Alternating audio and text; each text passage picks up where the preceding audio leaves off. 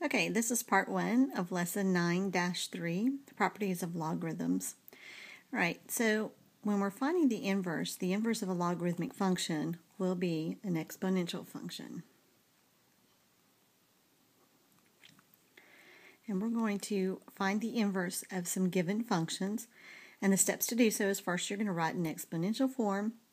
And then if the variables are present, you switch the x and the y and rewrite as y equals. So we're going to solve as y. So right here, our base is 2. 2 to the y power equals x.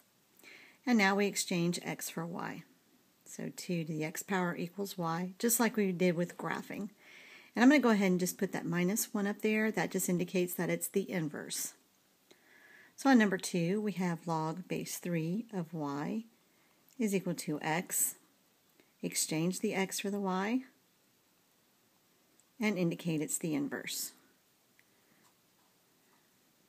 Okay, on number 3, this one's in exponential form, so we're going to write it as a logarithm. So it's log base 4 of y is equal to our exponent, and now we exchange x for y. So it's log base 4 of x is equal to y, and I'm indicating that it's the inverse. Okay, properties of logarithms really correlate with your properties of exponents. And we're given here log base b of x times y. And remember when we had exponents and we were when we were multiplying them, we added the exponents. Well, that's exactly what we're going to do here. Log base b of x plus log base b of y.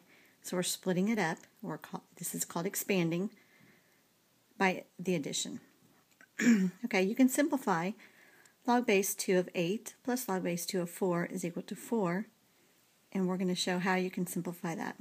First of all, according to the property here, I can rewrite that as log base 2 of 8 times 4, and I can simplify as log base 2 of 32.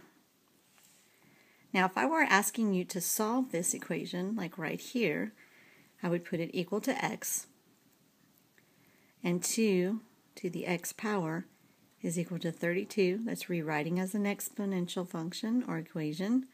And now I get a common base and set the exponents equal to each other. Well, you could also come back here and compare it. What is the log base 2 of 8? That's 2 to some power equals 8.